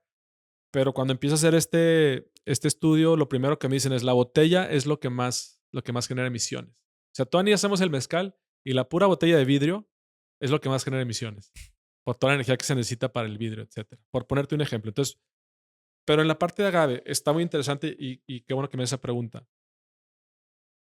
Aunque estén en mi predio las plantas, yo no las puedo cortar así nomás. Bueno, por lo menos legalmente. Entonces, cómo funciona es, hay técnicos certificados, Semarnat, por medio de CONAFOR, el Comisión Nacional Forestal, son los que determinan, hay técnicos certificados que van y te hacen un estudio de la población que tienes. Entonces hacen, pues literalmente un censo, van, o sea, se tardan varios días y evalúan, censan cuántos agaves tienes, trazan los polígonos, evalúan las edades, hacen un estudio muy detallado de toda tu población de agave y, y entonces de ahí ellos emiten las edades. Y una principio fundamental para hacer el agave silvestre de manera sustentable es aprovechar solo agaves maduros y capados o capones, que ya eso es algo que vas a ver. eh, es ya de los que están muy metidos en el tema de mezcal, saben lo que es un agave capón, que son agaves castrados. Es decir, el agave que llegó a su vida útil madura, que es cuando si has visto las flores del agave, el quiote. Sí, un quiote sale por en medio. Cuando el agave llega a ese punto, echa el quiote, la flor, en la flor vienen las semillas y se muere. Entonces, en pocas palabras, aprovechamos solo los agaves que se van a morir ese año y solo un porcentaje de esos. El agave se reproduce de varias maneras, principalmente por semilla, que es eso, o sea, Ujú. que avienta una flor que son algo así como 5,000 semillas y se muere. La otra manera es por hijuelos, por rizomas, que son los hijitos, como muchas cactáceas que les Que salen los van saliendo hijitos. hijitos. Y Ajá. una de las ventajas que tiene el amparillo es que es de los que más hijitos dan, hijuelos, por rizoma. De esos mismos agaves, pues son crías que puedes replantar. Entonces, ¿cómo lo hacemos sustentable? Lo que marca la ley es que aproveches te hacen ese estudio, solo se aprovechan agaves de los que maduran cada año, es decir, solo los que se van a morir, se aprovechan hasta el 80%, de manera que dejas el 20% o más para que se sigan reproduciendo. De esa manera nunca interrumpes el ciclo y la misma población de agaves se sigue regenerando. Ah, ok. Además, lo que estamos haciendo es esos hijuelos que van dando los estamos reubicando dentro del predio y estamos reforestando con esos mismos agaves. Y además estamos colectando semillas de nuestros mismos agaves y los estamos germinando en un pequeño invernadero y los estamos reintroduciendo al mismo ecosistema. No estamos cultivando, no estamos barriendo la tierra, lo estamos introduciendo de manera orgánica al mismo entorno, porque no todo el rancho está cubierto de agave, o sea, de las 8,000 hectáreas tal vez, concentrándolo todo, a lo mejor serán 500 hectáreas de agave, que sigue siendo una cantidad importante, y estamos en las áreas más deforestadas, más erosionadas del rancho, las más desérticas, es donde estamos eh, volviendo a introducir el agave y lo estamos replantando. Entonces, ese es el principio. Te hacen el estudio, aprovechas un porcentaje y de esa manera, por eso te digo que estamos limitados a cierta cantidad, porque es lo que me marca el límite de agaves que tengo en el rancho. Y otra cosa, otro valor y otro punto fundamental de Ultramundo es que solo vamos a hacer mezcal de nuestro propio rancho, solo con el agave que crece ahí. Ok, ¿y en algún momento piensas hacer otro tipo de mezcal? Sí, tenemos planes. Lo que sigue es hacer sotol, Ok. que también es otra planta que también sea en el rancho. De hecho, creo que tenemos más población de sotol Ah, que que de de agave. lamparillo. Sí. No más ¿En que el sotol, la serio? reproducción es más complicada ¿La y reproducción? sí, Ah, ok. y me la quiero llevar Más más tranquilo. tranquilo, hacer de menos a más, porque simplemente el sotol no da hijuelos, quiotan varias veces, pero es una planta todavía que es más difícil de propagar. Entonces vamos a empezar a hacer expresiones de sotol. Probablemente empecemos a trabajar con otros agaves, pero todavía no está ¿Cómo que otros definido. agaves? Pues me gustaría trabajar con agaves de la región, de Durango, por ejemplo, con cenizo, Ah, ok, ok. eh, que es el agave durangensis, el salmiana, que es el nombre popular verde, y con lo que tenemos ahí en la región. Principalmente esos dos son los que tengo ahí en la mira, o probablemente con otra marca, tal vez crear otra marca para hacer con otros agaves más comunes, Ok, pero y todavía no lo tenemos muy claro. Ahorita le estamos apostando todo al amparillo y lo que sigue es sotol. ok. Y digo, lo que has mencionado con todo esto que has platicado, pues me deja una impresión de que luego pues necesitas mucha pasión para poderlo hacer negocio. En realidad, Sí. me da la impresión de que un buen rato son pérdidas en este tipo de negocios y luego ya te da algo de utilidad. O sea, tú Pues llevas 5 años, 4 años con la marca, más o menos. 5 años. 5 años. ¿Y te ha sido rentable o no te ha sido rentable? Híjole, qué difícil pregunta, pues, se va a enojar mi papá, Ajá. pero hasta este año ya vamos a lograr ser rentables. Y digo, todos los Y negocios, yo estoy creo en que... circunstancias muy privilegiadas. Obviamente, a ver, yo llegué a esto porque estaba el rancho y estaba el agave, Ujú. que es una gran ventaja, ¿no? O sea, pues para mí ya estaban las cartas, pues Puesta no, sobre la muy mesa. poca gente Ajá. tiene acceso a eso, ¿no? Entonces, y un socio Ujú. que puso la inversión. Bueno, al principio empecé yo solo y luego mi papá decidió meterle al negocio porque llegó un punto en que, pues sí, se necesitaba inversión porque pues yo no tengo nada de capital y prácticamente de mi sueldo pues iba haciéndolo, empecé la marca y, y como es un negocio a futuro para el rancho, donde la idea es parte del negocio de ganadería combinarlo pues viendo a mi papá que era también otra fuente de ingreso para el rancho, pues decidí invertirle. Pero apenas este año ya estamos logrando llegar a punto de equilibrio operativo Y con eso ha el propio flujo. sido, o sea, y eso ha sido por la exportación. O Sí. sea, en Pues la realidad, venta y o pues la sea, la venta es venta está exportación. en la exportación de ese tipo de productos. Sí. Bueno, por lo menos para nuestro tipo de producto de De nicho, nicho, de edición sí está así. limitada, es, es exportación. Esperemos, sí está creciendo el mercado mexicano. Yo creo que llegará un punto en el que se va a hacer más venta. Yo creo que nunca más que en Estados Unidos, pero que va a llegar a ser un ingreso importante. Ujú, Pero te digo, la parte de los impuestos lo complica mucho. Y bueno, el año pasado ujú, fue un parteaguas importante donde logramos un acuerdo de importación que más que importador, yo le llamo una sociedad que tenemos con una empresa que se llama The Package Group, donde ellos ya tienen los derechos de la marca de Ultramundo, firmamos una exclusividad con ellos ujú. y ellos nos están ayudando, ellos son expertos en desarrollo de marcas y ellos nos están ayudando a crecer allá y prácticamente pues toda la producción ya está vendida. Entonces eso ya nos pone en una posición pues muy diferente a la que estábamos hace 3 4 años, pero eso fue lo que me tardé 2 años en lograr yendo a Estados Unidos, vendiéndolo poco a poco para poder tener una negociación así como la que tenemos ahora con este importador, donde ellos ya están llevando ya la parte comercial de Estados Unidos, obviamente apoyándonos con ellos, pero nosotros enfocándonos ahorita en la parte de producción y en abrir otros mercados, como Europa, que también se abrió recientemente, y otros más, Asia y otros países que se ven como prospectos interesantes. O sea, ahorita ya estás exportando a Europa también. Sí, Ah, ok. empezamos con otro importador para Holanda, Ujú. Bélgica y Luxemburgo, Dinamarca, Reino Unido y bueno, y estamos por abrir más. ¿Y dónde lo pagan mejor? ¿En Estados Unidos o en Europa? ¿O Pues está igual? nosotros lo manejamos igual, Ah, ok. Ustedes manejan un precio precio de igual para... exportación, Ajá. pero pues más la venta, el volumen es mucho mayor en Estados Unidos. En Europa todavía está muy en etapas muy tempranas el mezcal. Todavía es poco el volumen que se hace, pero yo creo que a futuro irá creciendo, porque hay mucha cultura de destilados. Entonces yo creo que por ahí se ve una buena oportunidad.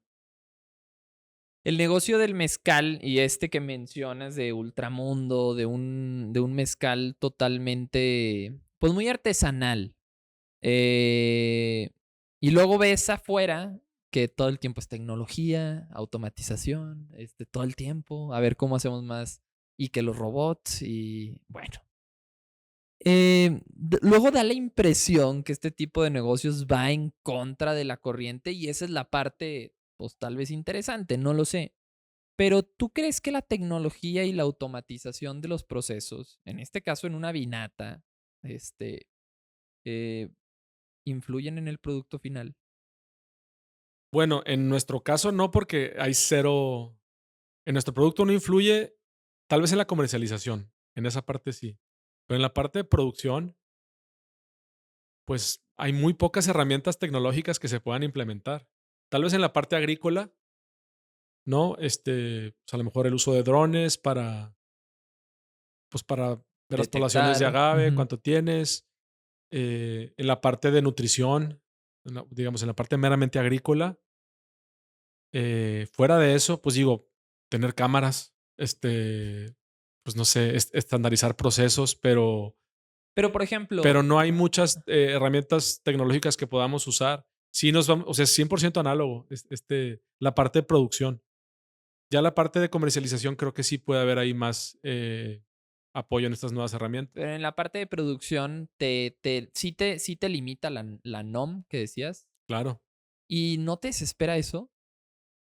O sea, que Pues veas tú en claro, algún si eso, o en sea, desde el punto de vista, pues sí está latoso, o sea, sí son muchos requisitos a cumplir, pero creo que vamos con orgullo, o sea, porque pues para hacer realmente buen mezcal y creo que también así debe de ser, pues porque si no cualquiera hace cualquier producto, ¿no? Entonces, si queremos cuidar el mezcal, no solo como un producto, pero como ese tesoro cultural que tiene México, pues hay que ser muy cuidadosos en todos los detallitos de cómo se hace y la parte de sustentabilidad. Nos importa mucho la parte de sustentabilidad, porque luego, precisamente con los precios del agave fluctuando, con gente oportunista, luego pueden traer agaves de otras zonas o de predios no autorizados o que no están censados, que a fin de cuentas a la larga es darse un tiro en el pie, porque a fin de cuentas tú mismo vas a batallar después para conseguir agaves si no lo estás aprovechando de manera sustentable. Pero pues tú sabes que ahora hay mucha visión de corto plazo en las empresas que por querer ahorita producir más, pues no les importa dónde lo consigan. Eso ya les pasó en tequila también. Muchos errores que ya hicieron tenemos la el industria ejemplo tequilera? de muchas cosas que no hay que hacer, que ha pasado en tequila. Entonces ahí tenemos un ejemplo de varias cosas que no hay que hacer. Pero sí, pues es una lata y son muchos procesos, son muchos exámenes de laboratorio, son inspecciones, pero, pero no lo veo, yo soy de la idea, otra de las cosas que me preguntabas que aprendí de mi papá, pues las cosas se hacen de una sola manera y son bien hechas y de forma legal y de manera ética. Y así es como pensamos seguirlo haciendo. Ya de las últimas preguntas, ¿cómo es tu visión a futuro? ¿Te gustaría dedicarte toda tu vida a este negocio o qué estás pensando? Sí, yo lo veo esto como un proyecto de vida, no me veo haciendo otra cosa. Tal vez cosas que puedan complementar dentro del rancho, porque hay más cosas que podemos hacer en el rancho, retomar el tema de ganadería y tal vez más productos que sean del rancho, porque así inició todo y lo que vendemos en Ultramundo pues es un pedazo del terruño del rancho y por eso estoy involucrando a mi esposa y yo espero que hasta mis hijos sigan esta tradición y a lo mejor ellos ya sean segunda, tercera, cuarta generación de mezcaleros y que este rancho se quede en la familia. Sí, yo me veo haciendo esto y luego lo padre que tiene es que hay distintas, me puedo enfocar en distintas partes de lo que representa el negocio. Es algo que he disfrutado mucho porque pues pude aplicar pues todo el tema de marketing, de creación de un negocio, la parte de producción, la parte que me gusta mucho del campo, de la naturaleza, la parte de producción. Y entonces yo creo que a la larga, pues ojalá esto crezca al nivel que, bueno, se forme un equipo y yo me pueda dar el gusto de ponerme, de hacer la función que más me guste. Me gusta también mucho la parte de venta, la parte de conectar, de abrir nuevos mercados. Y yo creo que formando un buen equipo podemos llevar esto a un nivel que pueda, pues te digo, generar bienestar para la comunidad. Y yo creo que esto va a detonar también el tema del mezcal a nivel Durango, a nivel Laguna. Ya en Mapimi se está viendo. Y pues sí, yo espero seguir en esto por el resto de mi vida productiva. Em, ¿Cuentas con algún mentor o persona con quien rebotes tus ideas o sea, o de qué manera te nutres en el área de los mezcales? O bueno, en todo tu área, ¿no? Soy muy curioso y estoy en busca de mentor. Entonces, si sabes de alguien, avísame. Fíjate, sí he tenido, bueno, pues mi papá fue mi primer mentor y sigo buscando, me he acercado con gente de la industria. Es como algo muy específico, gente que esté en lo que estoy yo, pero hay gente que me ha ayudado, me apoyé mucho. Tú conociste a Lou Bank, Sí. él me ayudó mucho en toda la parte de entender cómo funciona todo el tema de mezcal en Estados Unidos desde la perspectiva del consumidor americano. Él ha sido, pues sí, él me ha servido mucho como mentor, me ha ayudado. Conocí también a Sean Miller, el socio que te hablé ahora que nos está ayudando toda la parte de comercialización en Estados Unidos, en toda la parte de un desarrollo de una marca de destilados. Y pues voy tomando de lo que puedo. Fíjate, ahora una de las cosas que a mí se me hace muy padre de pues, lo que estamos haciendo ahorita este podcast, ya hay muchos podcasts de gente que yo admiro, que sigo, videos o tutoriales y luego de ahí voy tomando lo que puedo, pero sigo en busca de mentor y si sabes de alguien, bueno, a ti también he aprendido muchas cosas de ti, de estas pláticas que hemos tenido y así trato de ir aprendiendo de la gente que voy conociendo. Algo que me gusta mucho también de este proyecto es que me ha hecho conocer mucha gente, gente interesante, gente nueva de distintas disciplinas y vas aprendiendo cosas que puedes ir implementando, no solo en la parte de negocio, no solo en la parte específica de mezcal, pero en general de otras cosas de aprendizaje de vida también. Claro. Em, a ti, por ejemplo, ¿hay algo que te inspire cada día o el futuro? ¿Qué cosas, qué detalles te inspiran? Muy profunda pregunta. Pues la naturaleza me inspira mucho últimamente y el estar ahí en el rancho, conectarme con eso.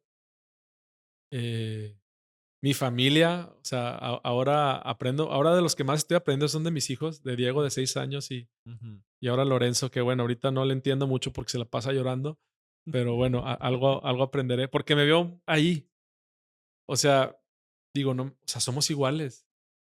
eh, y el mezcal en sí, o sea, ver estas historias, conocer estos productores, estos maestros mezcaleros, lo que han logrado en sus comunidades, con su familia, muchas historias de éxito, te digo, yo admiro mucho esos productores que no solo lograron hacer o conservar esa tradición familiar de hacer un gran mezcal, sino llevarlo al nivel de construir una marca y un negocio sólido.